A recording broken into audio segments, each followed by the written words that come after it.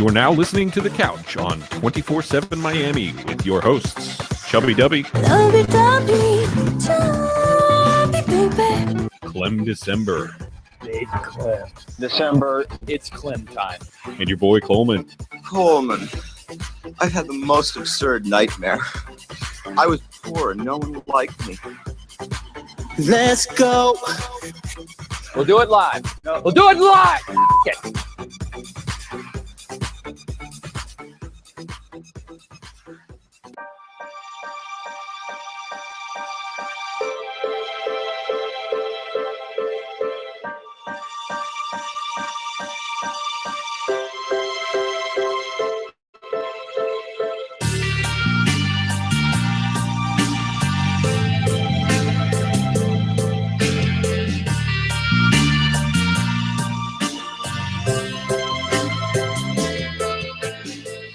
All right, welcome back to Tuesday, June 13th. June 13th, Tuesday. Coleman's not in studio bailing on us. Our buddy's in South Carolina. I feel like he's going to break up with us soon. I You feel think like so? we've been in a relationship with him for about a year now, and he's been getting real flaky lately, and all signs towards we're getting to a it's not you, it's me conversation. Right, like it's all gonna be us, right? Like, so yeah, maybe we're not good for him anymore. Maybe he needs to see other people. Maybe. nah, I'm pretty sure that Coleman still needs us. So Manny and Matt in studio. Dub Diesel and Poop December. We haven't been in studio. Do you hear that? Yeah, dude, I do, and it's horrible. All right. We haven't been in studio for the whole NBA Finals, and haven't. it's finally over, which is kind of a good thing because I feel like there wasn't really much to talk about. Everyone assumed what was going to happen. Game 5 was a pretty good game, but ultimately the best performance LeBron has ever put on is not even close to enough. And it has nothing to do with him not doing enough. You get what I'm saying? At all. Like, that guy, I mean, could he have done anything else? You get what I'm saying? It was, and I think that was part of the reaction also, because I mean, you saw him, he was kind of like, look, I'm very hesitant to say this, but it looked like he was okay with losing. Yeah, well, not that. All right, LeBron's a guy that knows he's going to be back for many years to come. Sure. And he has something to hang his head on, the first person ever to average a triple-double in the finals. And, the performance he put on was nothing, out of his mind. Nothing short of amazing. It's just they've run into the best team ever assembled. Yeah. And 5 straight 30-point games. He looked like an NBA Finals MVP. Yes, he did. What was good about what Durant did was he made it look like, I didn't just in this team, like this team needed me. He made it look like they needed him. Right. And right. so and that plays in huge with last year's finals and the absence of Harrison Barnes. Now, granted, they went from a 4 to a 10, but I mean, again, that's indifferent. Right, exactly. It would have been a whole nother story if Kevin Durant maybe kind of struggled in the finals, but Golden State still won. Right. The fact that he absolutely dominated and made it look like it showed that no fear. He showed that, like, you know what, I've been here before and I flaked, and I'm here again, and I'm not going to let that happen. Right. And because he did take initiative, I think, as far as, dude, I mean, he was on LeBron. He was playing defense on LeBron. I mean, granted, they had their shifts and they had their switches and stuff, but he played a lot of defense on LeBron. Yeah, I mean, it didn't help. LeBron had his way. Look, it's an attitude thing, Matt. It's an attitude thing. It's like it's the fact that he's like, you know what? I'm here. I'm gonna step up. I'm gonna be the one to cover this guy.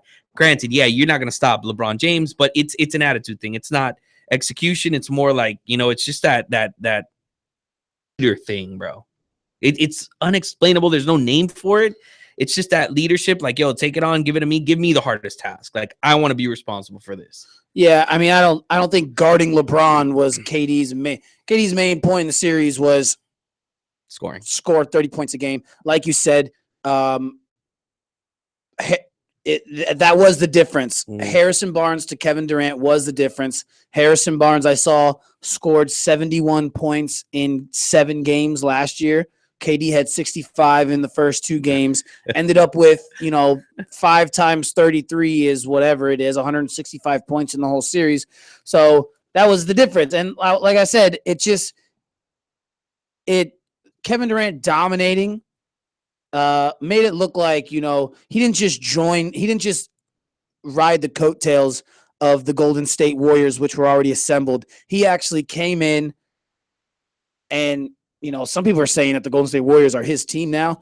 I wouldn't say that. I wouldn't say that. I would say it's still a collective of Draymond and Curry. I mean, that team only has the 7th highest payroll. I shout out Coleman. Right. On Twitter, he tweeted out a picture of the top 10 salaries in the NBA, and Golden State is like number 7. So everyone who thinks that, they're just breaking the salary cap to sign everyone, they're really not. Well, you know what? And that's uneducated to say, whoever does come at us with that argument. And why? Because, dude, bro, look, Steph Curry, he was a first round pick, but he didn't go first. He wasn't the first pick of the draft. And all these other guys that they built around, dude, it's just talent evaluation. I mean, really, the core, the starting 5, they're second and third rounders, and they're all drafted. Kevin Durant is the only player that they signed in free agency. I mean, obviously Zaza Pachulia and JaVale McGee, but I mean the core of that team was all drafted by the Warriors: Steph, Draymond, Klay Thompson. So look, I'm gonna say something. Built brilliantly. No, it was built exactly. It was not bought. It was built, and that's what the argument is, right? Now, you mentioned a name that I don't want to not mention in JaVale McGee, right? I was finally an NBA champion. Finally, long overdue. Yeah. You know what? I think the kid hustled this year, and I think he has that ring now to throw in Shaq's face and be like, yo. But no, he worked hard, dude, and I thought that he was very important in this series with the Cavs because he helped spread that floor. He was a big down there that was quick, that was, he's energetic. He's going to be blocking shots, but he's going to be running back and forth. You get me? He's not, that Zaza who's like, all right, pacing down the court. No, he's up there. And I thought he helped spread the floor real well. Yeah, he's active. He's quick. He might have out-rebounded Tristan Thompson. Tristan Thompson was in the finals. I think he had like 4 rebounds in like game 3. Or something like that, $80 million. $80 million. Yeah, you know what that comes out to? That's like $25 million a rebound. I read something that was similar to that. Now, obviously, something come up with what transpired in the NBA Finals, and it's something that Matt wanted to talk about, right? Was LeBron's. Let's talk about LeBron first, since he lost. What his legacy is like moving forward now. Okay. So yeah, I read this piece from Brian Windhorst, the LeBron media. Yeah. And he brings up some interesting points about age and domination and numbers. But one thing that stuck out to me the most was hung up on Michael Jordan's 6-0 finals record. Right. But people don't want to look at the fact that the law of averages, the fact that LeBron James has almost been have the double playoff games that Michael Jordan did. Right. And LeBron James's or Michael Jordan's record to the finals is 6-7. 7 times he didn't go to 6 times in his career. LeBron James's record of getting to the finals is 8-4. He's only missed the finals 4 times. And in his career, and he's still in his prime. Like, he's 32 years old. LeBron's when it's all said and done, LeBron just passed Michael Jordan for all-time playoff points. Yep. He's like number 3 in points scored. The numbers are going to be unbelievable. They're going to be untouched. They're going to be unmatched. And everyone keeps, this is also true that scoring isn't even LeBron James's best ability. Right. Like it's his 3rd best attribute on the floor behind facilitating and defense. Sure. So I think LeBron James is... You don't hesitate in saying that either. Like how his best asset is probably his defense. No, and then I mean we could get into all kinds of numbers. Like there was also this chart of the opponents that Michael Jordan faced versus the opponents that LeBron has faced, and like these ratings for like this total average of how good a team is. In the last 4 years, LeBron has faced the team in the finals who was in that category, the number one team in the league. And more often than not, LeBron's team is the lower ranked team of the teams in the finals. Right. Like a few years ago, he goes in as his team's ranked number 4, going in against, Thunder, who are number 2, even though they won that series. They went in easily won that series. So I don't know. I'm tired of the LeBron or Michael went 6-0. Look, you want to count rings? If you want to count rings, go Russell. LeBron's going to get there. Right. LeBron is going to win 6 times. He's already at 3. Right. He's in the middle of his prime, in my opinion. I don't want to hear about Michael's undefeated. No. I don't like he didn't get to the finals 7 times. Yeah, I don't. That's where I'm at with that. Well, I think LeBron's legacy is still very much intact. 100%. To end up being the greatest of all time. I don't disagree. I don't know if LeBron James, here's the thing. He's got the stats, right? I think that the Warriors aren't going to go anywhere anytime soon. And I don't know how much better the Cavs can get. Okay. Now, with that said, if LeBron James wins even one more championship, I'm not saying get to 6. Okay. I'm saying win 4. All right. Then to me, he's the greatest basketball player we've ever seen. I agree. I thought if he would have won this year. Oh, no. Especially against that team. That's exactly what Had they won this series, the conversation, you start having that conversation. If he would have been able to freaking pull that off against this Golden State team, okay, which record-wise was not as good as the one last year that he beat, okay, Dolo by himself, all right?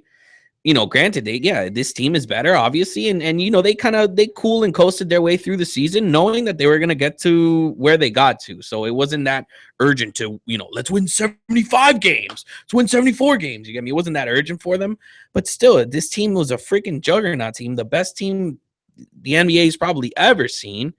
And he went up, dude. He went toe-to-toe with the whole team. I mean, it was just him. He put up the numbers. He averaged a triple-double, like you said. Kyrie did a lot of scoring. He did. Yeah, I mean, whatever. I'm not going to take him away from the equation. But, dude, Kevin Love disappeared after the first 2 games. And Tristan Thompson was a no-go all series. So, I mean, again, I don't know how good his teams can get. Now, if he wins one more, it's unavoidable, the conversation that he's just better. And I hear a lot of these older cats, and they're, well, let's just wait till his career's over. Dude, this guy, look where he's at now. Yeah. Look where he's at now. He's his number 1 in career is scoring. already comparable. It's already comparable. What do you mean, let's wait till the end? All you're doing is just, if you want to wait till I'll say this to those people. Okay, fine. Let's wait till the end, because at the end you won't have an argument. You've got an argument now, but at the end you won't have an argument. Yeah, it's just not all, man. Scottie Pippen, Dennis Rodman. Scottie Pippen's a top 20 player of all time. Sure. And LeBron's never played with one of those. So, except for Dwayne Wade. Thank you. Oh, okay. Well, Chris Bosh.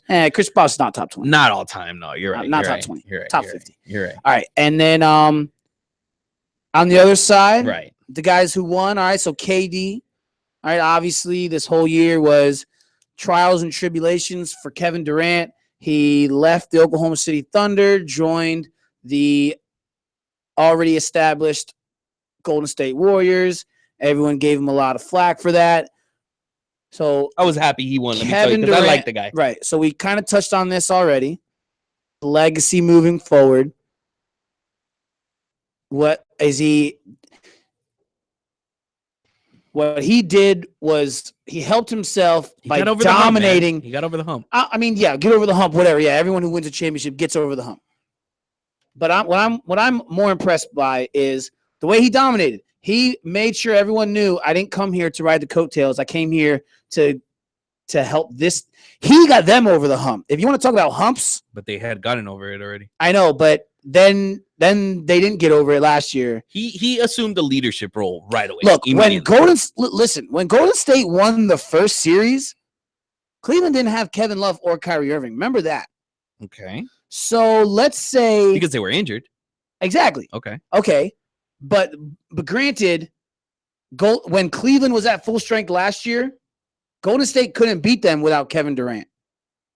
So Kevin Durant, they didn't squeak by the Cavs this year. They dominated them. And it was because they added Kevin Durant.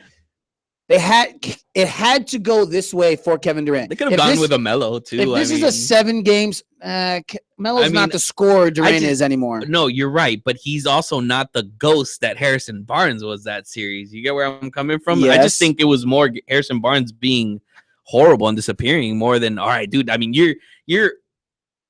it's dude. You just didn't get any forward. You guys went and got the second best forward the second best basketball player in the world in Kevin Durant. I think it's more. They could have won with a lot of forwards. I know, and they could have won. I mean, they could have. The series went 7 games last year. They could have won with Harrison Barnes. Okay, it's not. They didn't lose the series because of Harrison Barnes. Look, if Kevin Durant averages 25 and this series goes 7, and Steph Curry has a better series than Durant scoring wise, it would feel a little bit weird. Kevin Durant rode some coattails. I'm just saying the fact that he absolutely dominated in this series kind of made everything all right for his transition. And yeah, I think. But man, the way he played this postseason and this season, I think if he stays in Oklahoma City, they go to the finals. Kevin Durant's on fire right now. Kevin Durant is peaking in his NBA career. But what do you think happened mentally to him that was different than what he was Oklahoma? I think it would have been tough. Is it more of a selfless feel? Maybe it has to be a locker room thing. I think it was, dude, he was him and Russell Westbrook did so much to get where they were, and they kept coming up short, right? Really nasty, man. And I don't know if it was management in Oklahoma City that they maybe Kevin Durant didn't trust Oklahoma City piece. But man, when you're Kevin Durant and you look back and you say, all right, I live in Oklahoma City, I can move. My job's gonna be easier. They're gonna pay me more money. It all sounds like a no-brainer. Well, they didn't pay him more money. Well, he made more money. He made more money because he got a new contract. He would have got the same contract in Oklahoma City. Right. But it's just when you think about it in that way, like, okay, I'm going to go make more money. Oklahoma City. I'm going to move into Southern California. I don't know if that's Southern California. My friend, where's the Bay Area? By the Bay. True, near the beach. near the beach, man. Okay, so I think Kevin Durant, his monster performance kind of settled everything, and I think moving forward, now I think it helped him mentally.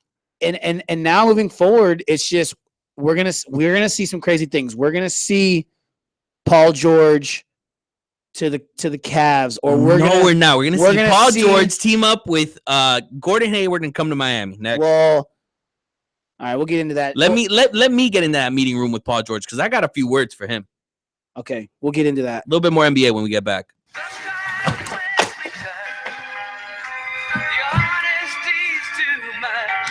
Les Grossman. We don't get money yet. Price now 100 million. You pay now or tomorrow Simple Jack die. Great. Let me get this down. 100 million. Oh, wait. I got a better idea. Stay tuned to the couch on 247miami.tv. Instead of 100 million, how about I send you a hobo's cheese? Then you kill him, do your thing, skin the Go to town, man. Go to town. No. In the meantime, and as usual, go yourself. Yeah. Can you see that? Yeah. Can you see that? Oh! No, really, my stepmom's not. I'm playing Freddie Mercury, shaded like some curtains be. And my fate is certainly, I need the money urgently. All I see is green and green around me like a nursery. Currently, a little bit of spitter, that's that currency. Tell me how you heard of me, how on point the verses be. I'm not the best with virtually, I'm grinding like a worker bee. Chick be out of mind, she thinks she finna get a purse from me. Like she the one that's in here putting in this work for me. I put lyrics on wax, that's my heart and my soul.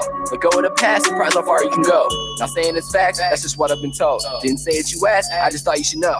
And I ain't got no time for a hater. Can't feel you like I'm smoking on the vape, like smoking on the vape. And I ain't got no time for a boy talking down, use a motherfucking faker, use a motherfucking faker. Can you see now?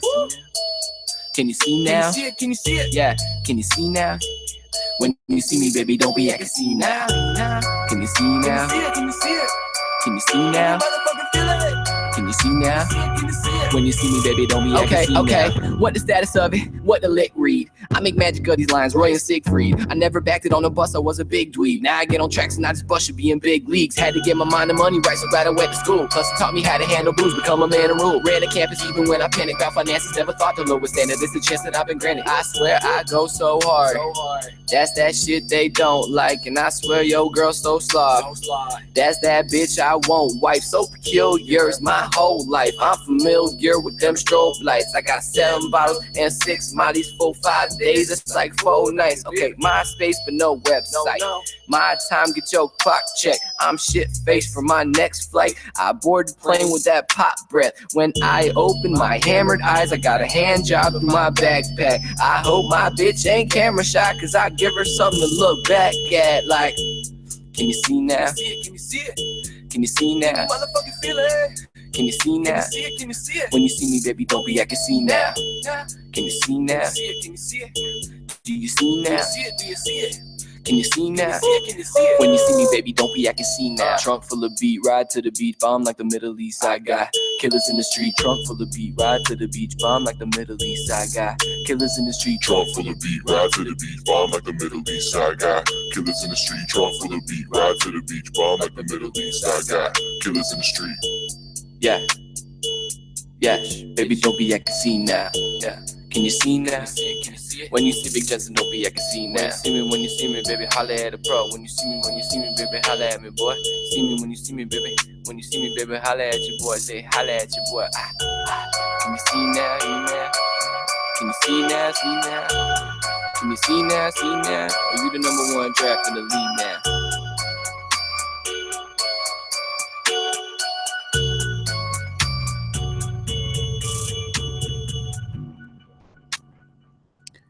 Welcome back to the couch.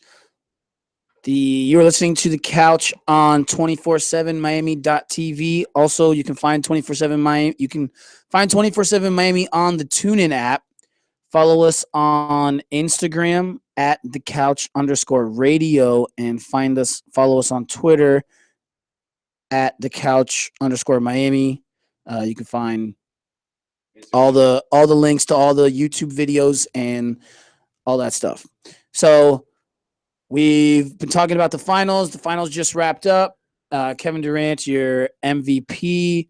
He's added. Was there any doubt? There was no doubt. Right. Especially after he almost dropped 40 in his 5th straight game. Did you bother to see the trophy, like I watched the presentation. Yeah. Of the MVP. First. Oh. There he is. Oh man. I thought. I thought I didn't like Steve Kerr. Here's what Steve Kerr does to me. Like there's a time and a place to like tell jokes. It seems like Steve Kerr is always trying to land a joke, right. And it's like sometimes you want to hear him say something serious, but he is hilarious. And he had a few comments last night where they said Doris Burke asked him like, "What's it like to this kind of basketball talent?" And he said, "What talent? It's all the coaching," which is hilarious. And then also kind of took a jab, not a jab. It was a compliment towards Mark Jackson, but he said, Doris Burke asked him how he got the team to be so defensive minded. And he said, "I didn't do that. Mark Jackson did that," which if you're Mark Jackson, you probably got to be like, "Oh, like F you, dude. Like that should be my team."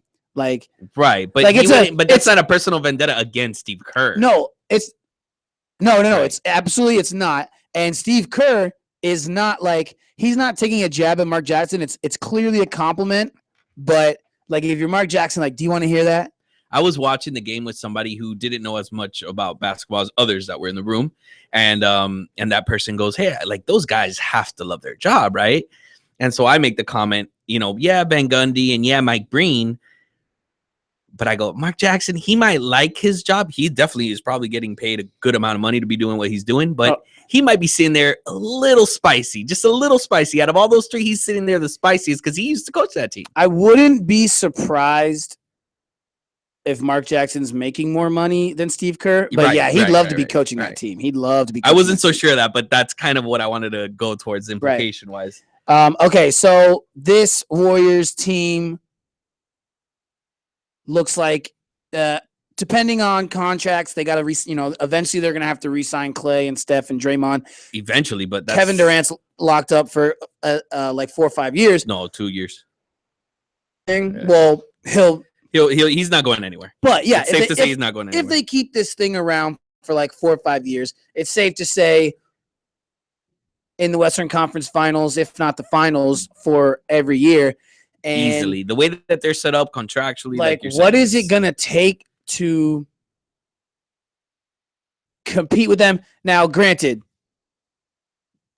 San Antonio can compete with Golden State. San Antonio in 2014. San Antonio was up 20 points in game 1 of the Western Conference Finals until Kawhi Leonard sprained his ankle. People forget that. Okay, people forget that. But LeBron James won the finals without Kevin Love and Kyrie Irving. People don't forget that, right? I mean, no, he didn't. Dude, he went into the finals. He went into the finals with no one.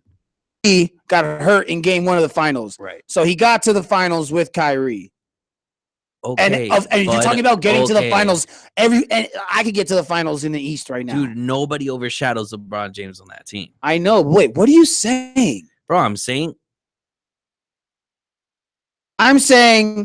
they couldn't compete with Golden State this year. I'm saying you're way overplaying. Like you're saying that the Spurs can beat them. I'm saying they can. I'm saying they were up 20 in game 1 before Kawhi Leonard got hurt. All right. And okay, so I don't think anybody can beat Golden State. So what?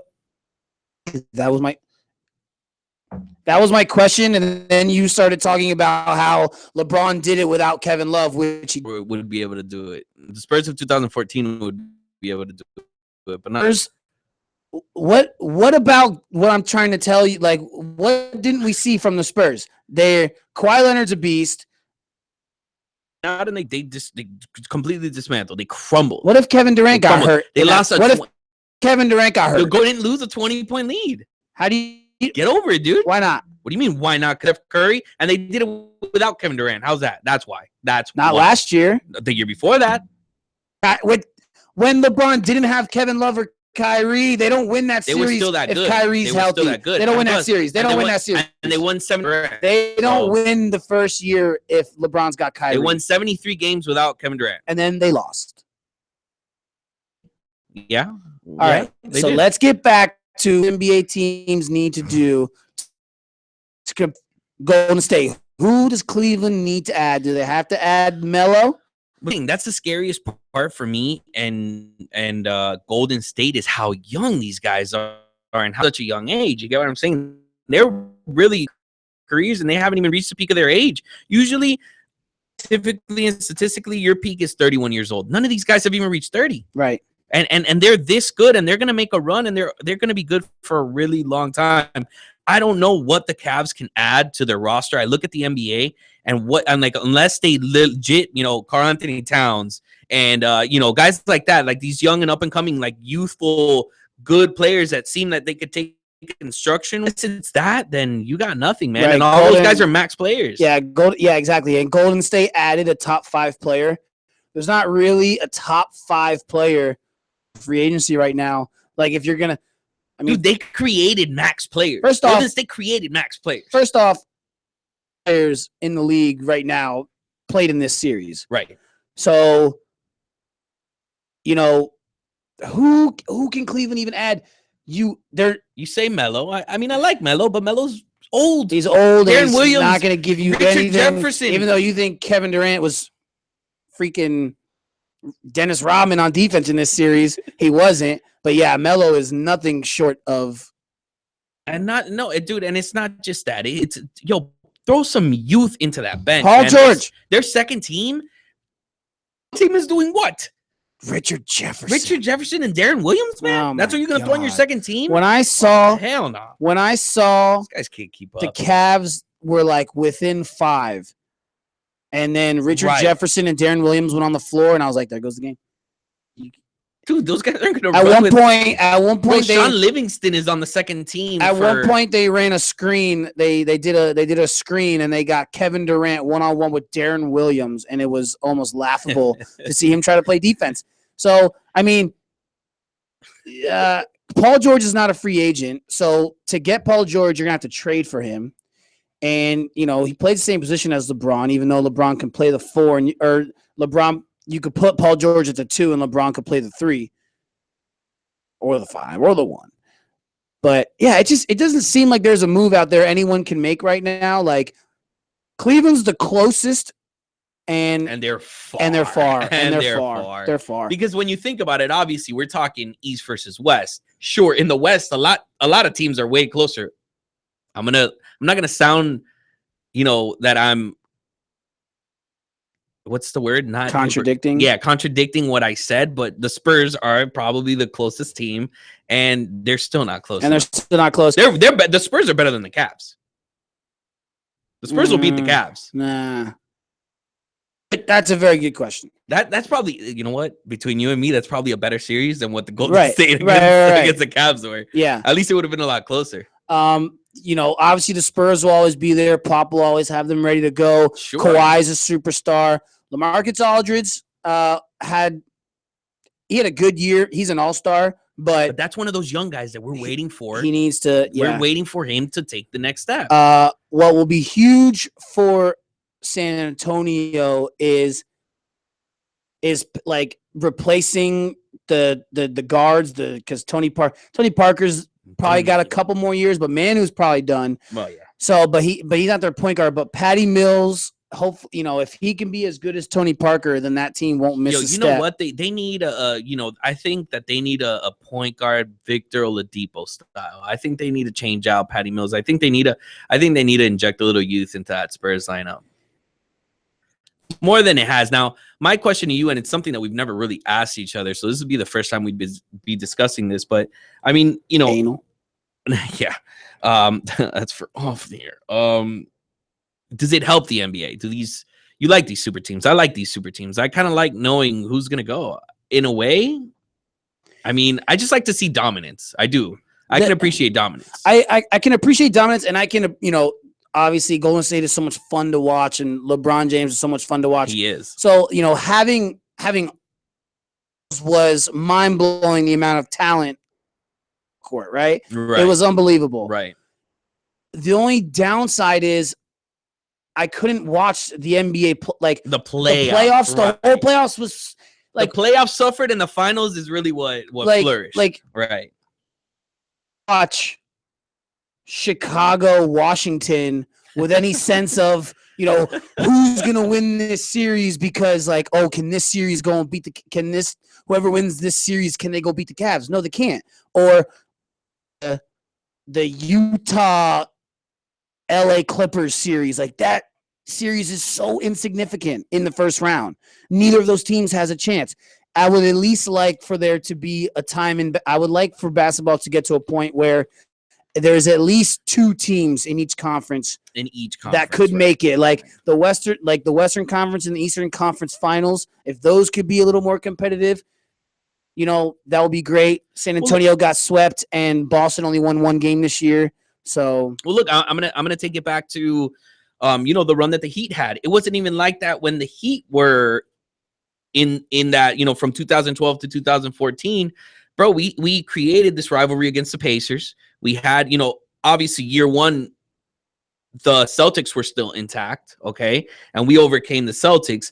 And there was still an up in the air as far as the Eastern Conference. There were still people that would pick the Pacers over the Heat, right? In the conference finals. No, the parity was a little better a few years ago. It was more fun. It was heated before we got to the finals, right.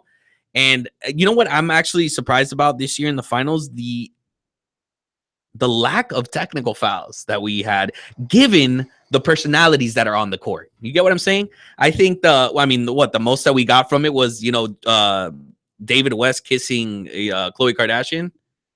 Yeah, that was embarrassing. And for the other all parties. 47, NBA players that she's been with. Yeah. Well, he got pretty deep in there. He got deep in there, and you could tell David West kind of wanted to take a swing. Oh, David West always wants to take a swing. but he held back, dude. But he held back. Okay, can we move on? That's enough with the finals. To some other more scattered stuff around sports in our segment called Quick Hits. Quick Hits.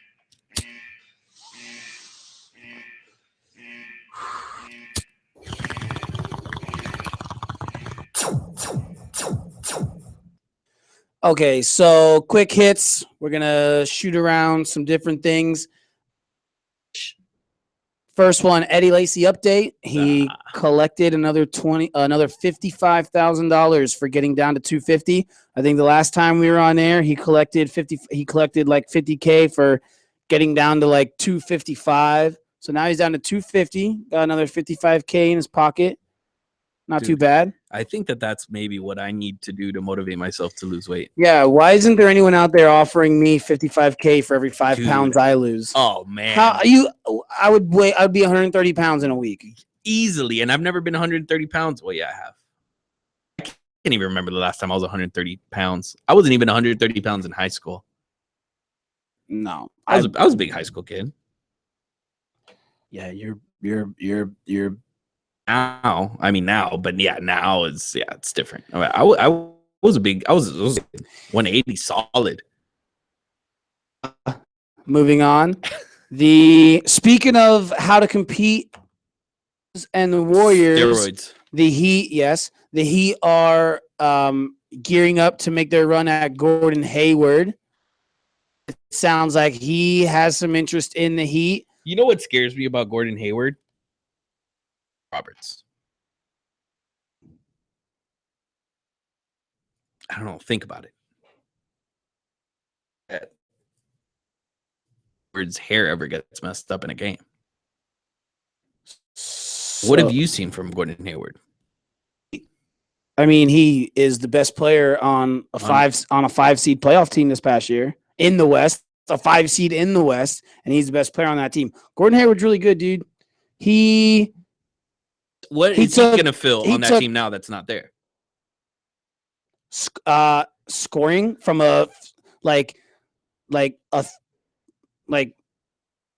from our small forward, our scoring, you know what I mean? Hassan Whiteside can score, and Goran Dragic can score, but then we don't have that like 6'5", 6'6" like bucket slasher. Yeah, well, I see Gordon Hayward opening up the floor for Goran. Sure. I mean, look, honestly, what I want to see, I want Pat Riley to hit me up, get me in a room with Paul George so I can pitch him, okay? You want Paul George over Gordon Hayward? I want both of them. I want both of them, but if we could only have one, which one do you want? Paul George. How old is Paul George? I don't care. I want Hayward. Hayward's a gangster, bro. You know what Gordon Hayward did? Gordon Hayward brought the freaking Butler Bulldogs to the NCAA championship and almost beat Duke. So did that guy. What's that dude that doesn't play in the NBA anymore with the long hair and the mustache? Morrison, right? So he didn't get to know NBA. He didn't get to know NCAA championship with Gonzaga. Not to the tournament final. Oh no, I promise you not. Well, I hate college basketball anyway, so Yeah. you're probably right. But No. still, I mean, he was good, right? I see him taking pictures. He was famous in college, and he sucks. Not even in the league anymore. Yeah, they were all famous in college. Look at Greg Oden, guy. Hey, that's messed up, though, man. He can't control the medical stuff, man. Can't control the knees. But either way, Pat, get me in the room with Paul George. Here's what I'm gonna say. You're not selling Paul George on anything. I'm gonna sell him right now. If he's listening to the couch right now, Paul George is gonna sign with the Heat. If you're listening, please listen right now, Paul George. Check this out, Paul. So you could go to any team. You can go to Utah. You could go to Milwaukee. You could go to Sacramento. Why would he go to either three of those teams? Dude, are you gonna let me pitch? Please let me do my thing. No, I'm gonna be Paul George. Why would I go to any three of those teams, dude? Semantics, Paul. Don't get too caught up in the illustration, kid. Hear what I gotta say. So here's what happens, right? You could be an all-star any team. You're an all-star right now, Paul. I'm an all-star in Indiana. You're an all-star in Indiana, and you're gonna be an all-star in Chicago. You're gonna be an all-star in Boston. You're gonna be an all-star anywhere you go. But you know what? You know what you need? You need to take that next step. You need to become a superstar. All right. And no other organization in the NBA is going to turn you into superstar the way that the Miami Heat are. Okay. Sign right here, bud. Sign right here. Let's go grab some drinks at Live. Yeah. How's that? Yeah. All right. Let's go grab a steak at Prime 12. All right. I'm in. If I'm Paul George, Sold. I'm in. Sold. Hop in the rolls with Pat. You kidding me? Yo, I'm signing on the dot. All right. So that's So we're getting Paul George. Is what you're telling me. Yeah. It sounds like Obviously. you just sold Paul Somebody George. send this tape over to Paul's people. All right. So moving on. It is the U.S. Open week at Erin Hills in Wisconsin. It's major. Northeast of Milwaukee. And okay, so the USGA is the governing body, right, of the U.S. Open. Uh-huh. And they've been catching a lot of flack the last couple of years because they kind of have this like theory that they want the U.S. Open to be like the biggest challenge of all challenges to these world's best golfers. So they keep bringing the U.S. Open to these really tough courses. 2 out of the last 3 years, it's been at a course that it's never been at before. What was last year? Last year was Oakmont. The year before that is the one where Dustin Chambers Johnson. Bay. That was hard. So Chambers Bay, they'd never been there before. Right, okay. The greens were horrendous. Dustin Johnson That's the one, the three putts, yes. on 18. Sure. Jordan Spieth won. Jordan Spieth won. He 3-putted on 18. What's cool about the U.S. Open, though, is their playoff is an 18-hole playoff. So no bullshit. Dustin Johnson, if he would have 2-putted, it would have gone to an 18-hole on Monday. No way, dude. Yeah. So 2 years ago, they were at Chambers Bay, which people thought was ridiculous. Last year was at Oakmont, which they've been at Oakmont a bunch of times. That wasn't a huge problem, but they did have a problem with a rules thing with Dustin Johnson again last year. And then this year, they've never been to Erin Hills, and the fescue outside the fairways is 4 feet high. Anything different from St. Andrews? No, but okay. So let's get to Rory here. So we've got some sound from Rory. Some thoughts on the fescue kind of mow down that's going on out there? What do you mean? They seem to be cutting down a lot. Really? A lot of the fescue, man. I mean, like, we have 60 yards from left line to right line. Like, you've got 156 of the best players in the world here. If we can't hit it within that avenue, you might as well pack your bags and go home. Like, I don't get... These are the widest fairways we've ever played in a U.S. Open. And even the first and second cut, it's another 10 yards on top of that. You know, so if you've got 50 or 60 yards to hit into and you're complaining about the fescue that's wider than that... Looks like he did his research. I mean, he's right, though. So players are complaining about the fescue, and if you hit a ball in there, Lord help you, you're not getting it out. You're not getting it out. So that Might was as well take the double. So that was Rory. The reporter actually mentioned to him mowing down some of the fescue. So I guess they're doing that because these players are complaining, and Rory's over here saying, "Man, the fescue may be 4 feet, but the fairways are the widest the tour's ever seen. So it's like if you can't hit a 60-yard fairway, you don't need to be in this tournament." Rory McIlroy putting everybody on blast, and I love it. I like it too. I'm a big fan. I like his. He seems like the I don't want to say he's assuming that bad boy role, but he hasn't won in a while, so maybe he's got to make some noise. I like that. Well, he won the champion. He won the championship last year, the FedEx Cup championship. Now this discussion, right, with someone, and it goes to how they're complaining about the conditions on the golf course, right? I think that there's no other sport other than, the obvious, not football. I mean, definitely, baseball's one of them, and basketball because of the sweat falling on there, but they take care of their playing conditions of where they're playing that, whether it be a basketball court or in this case, it's a golf course, right? Dude, they go out there, they patch up every divot that those guys leave. They're literally they're set up to play in the best conditions possible or whatever. Why am I bringing this up, right? What does this have to do with anything? I was watching a tennis match the other day, and my buddy who's really, really into tennis, like he says, like, look, when they're playing on grass courts, they're just going at it. Those courts are staying exactly how they are. And I think to myself, I go, dude, but what if, I don't know, like, you see the court throughout. It's similar to golf in the sense where it's a weekend tournament, right? Where everybody plays. And, these people are using these courts, and these courts, you see it, they're getting, these grass courts, they're getting wasted, dude. They're, the grass is dying. You could tell. And it just goes into the fact where, like, dude, I don't understand why those type of competitions like that, they don't really redo those courses. And I don't know what everybody's complaining about with this whole golf thing, because the course is probably still going to be beautiful. Like, it's not going to be, it's just things around that you have to deal with. I wish I had the sound from Billy Madison where he gives that long answer, and then the curator of the game show goes, "That what you know what I'm talking about?" I wish I had that for you, because I don't know what you just mentioned. I don't talking about tennis courts. I was talking about golf. I don't know where you went with that. Shout out Nadal, second all time in majors now. Dude, shout out. So. Yeah, so Rory put everyone on blast, and we'll see what happens this week at the U.S. Open. That's I love golf majors, so that'll be awesome. Yeah, golf majors are awesome. This is pretty funny. Michael Bennett says that he plays Future in the locker room in front of Russell Wilson, but he says it's not out of spite. It's just Future's music is so catchy, it's hard not to play it. But in terms of like your boys, okay. Boy. But here's what I'm saying. Like, if I'm Russell Wilson, like, isn't there kind of like, yo, he got the girl, like, right? Like this entitlement, like I won at the end of the day. Like if Future took Sierra from Russell Wilson, then if I'm Russell Wilson, I don't want to hear any of that music. But like, he's the one with the girl, so it's like you can't really mock him. He's the one that got the girl. And I guess in his eyes, I mean, he's winning. I mean, I don't know. It seems is Future winning? No, Russell Wilson's winning. He got the girl. What do you mean? What if Future didn't want the girl? True. Well, true. I mean, that's why I'm like, is he winning? All right, no. Here's why he's winning. Here's why he's winning. Caught up in his emotions, dude. He was in love with Sierra. Sure. But here's why Russell Wilson is winning is because, like, that fool's taking pictures. Future's baby lives with Russell Wilson. So there you go. Like, as a man, you feel knocked, right? Like, as a man, it's like, yo, some other dude's raising my kid, kind of.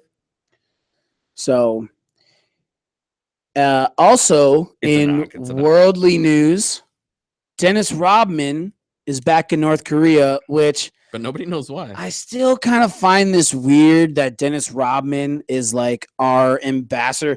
First off, yo, who said that? First off, why, like, I don't know why we need to go. Is this a hot take? Is this your hot take, though? I mean, who did you just make Dennis Rodman ambassador to North Korea for the United States? Dennis Rodman is the only American that's been like welcomed to North Korea in like 15 years. You don't know what type of weird things he does. Dude, that's what I'm saying. Like, what is it? That's what I want to know. What is it? Like, that allows is Kim Jong-un like gay for him? Like, what is it that of all people in America, North Korea loves Dennis Rodman? Like, the last American. Okay, so today, I don't know if you've ever followed this story. A student from the University of Virginia in January of 2016 went on spring break to North Korea. God knows why he chose spring break for North Korea. Woo! Heard the spring break's crazy. Heard the spring break scene in North Korea is crazy. Yeah, I heard you dive to catch you with a joint. Dude. So he got locked up for like hostile acts. There? Whatever that means. Hostile acts. Apparently he ripped a political poster off a wall in his hotel room. Yeah, like it could have been something super ridiculous. Got sentenced 15 years hard labor. In North Korea. In North Korea. Loose. So now here we are in June of 2017. He's been released, right? Okay. He's being medevaced back to America. He's in a coma. This kid's been in a coma since he got locked up January 2016. He's been in a coma since March 2016. He apparently caught botulism, and they gave him a sleeping pill, and he hasn't been awake since. He hasn't woken up since. What's botulism? Pardon my ignorance. Yeah, I don't know. It's a disease. Botox. Okay. Like, the reason people get so messed up with Botox is because whatever they stick in you has something to do with botulism. Like, it's I don't know. Thank God we didn't go to doctor school. Yeah, I didn't go to doctor school. But so this kid is getting medevaced out of North Korea after a year in a coma. They're releasing him back to America. I wonder what kind of medical attention he's getting. I don't know if it's a coincidence or not, but he got released the day Dennis Rodman got to North Korea. So I don't know what Dennis Rodman is doing over in North Korea, but he's getting our hostages out of there.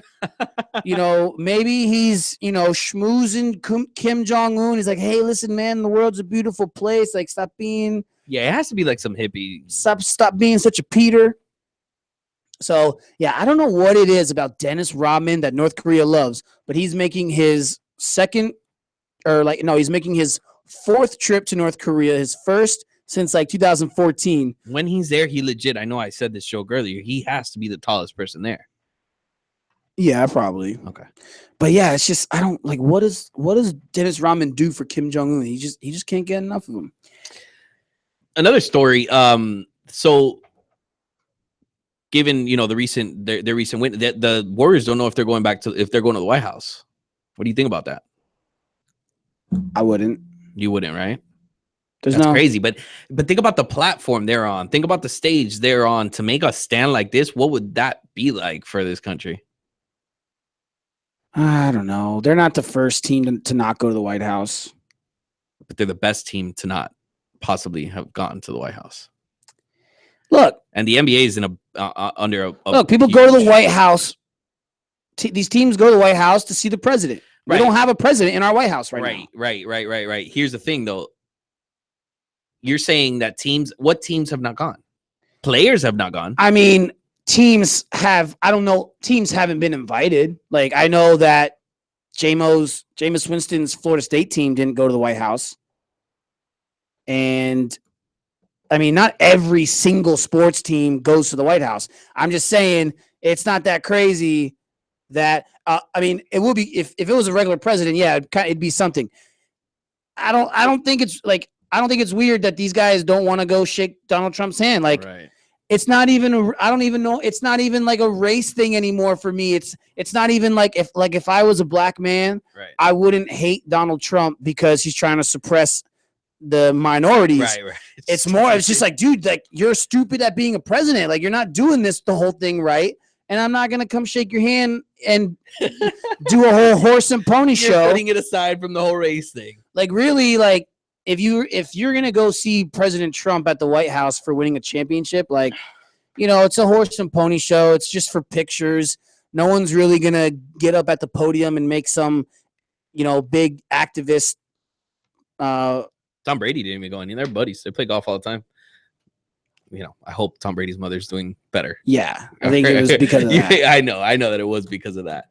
And kind of before we get out of here, another story that popped up that I think is going to be huge. Obviously, we've spoken about it before. Is they're finally eyeing a date for the Mayweather-McGregor. Oh, really? Yeah, they have August 26th, which is, dude, right around the corner. It really is. It kind of makes you think about how much talks really have been going on behind the scenes that we haven't, seen, or as people say, like, oh, but they don't even have time to train. Dude, these guys are machines. These guys have been knowing, when they have to be ready. Yeah. And obviously there's going to be parts of that contract, because I had a buddy of mine, he was like, yo, what if McGregor just opens up the fight with like a flying wheel kick and just knocks Mayweather out? I'm pretty sure that those contracts are sealed nice and tight, and they're not going to allow McGregor he's probably going to lose all his money if he uses like a UFC move. What do you mean lose his money? Oh, like contractually, if they fight under boxing rules. Correct. And he like attempts to use he could. Yeah, he could forfeit. It could compromise his earnings. Which I think that this is safe to say it'll probably be the biggest earnings he's ever had in his career. Right? Yeah, I will pay for that. I saw. Yeah, it's gonna be $1 billion fight. It will. It's gonna be a freaking $1 billion fight. I mean, is this more anticipated than Pacquiao Mayweather? Maybe not. But at the same time, man, Pacquiao Mayweather came too late. Yeah, you get what I'm saying? Yeah, that's the difference. Pacquiao was like hurt and old, and he was old. They were old. Yeah, that fight came far too late. These two are in the midst of talking shit. I think this would be bigger than Mayweather Pacquiao, because here's the thing: it's two. You're bringing together the boxing fans with the UFC fans, which I don't think are all the same. Okay. I think UFC fans are very different from boxing fans. Boxing fans are older, more traditional. Right. UFC fans are younger, and this fight, you'd be pulling, you'd be getting pay-per-view buys from both of those sides. So it would be huge, and I think it's getting close. I remember when the Mayweather-McGregor talks first started, it seemed like a pipe dream, right? But it's getting there. The fact that they're getting there as soon as they are it makes it, I think, more fun and more lively for the sport that is boxing. But it's gonna be interesting. I have I think that the UFC is kind of cavemanish, but this will be fun. This will definitely be fun. Any more quick hits there? I got that Cristiano Ronaldo is facing tax fraud allegations in Spain. Could get Messi had the same issue. Yeah, the article I read mentioned 5 years in prison, but that will never happen. That'll never happen. But apparently he owes them about $16 million from 2014 to 17, which is Ronaldo. That guy's gonna write a check. Cut a check, bro. Yo, here, have my Nike check this month. You get what I'm saying? You're gonna spend $3 million in litigation fighting it. Just cut a check. Yeah, no, that's probably gonna happen soon. That happened with Messi a couple years back, I remember, and that got handled real quick. I mean, they were threatening him with jail time and all that stuff. But anyways, you guys have been listening to Matt Lawson and Dubby on the couch. You guys can catch us every Tuesday at 6:30, 7-ish. You guys can catch us. You guys can always catch the links for us on demand on our YouTube page. Follow us on Twitter and Instagram at @thecouch_Miami for Twitter and @thecouch_radio for Instagram. Till next time, guys.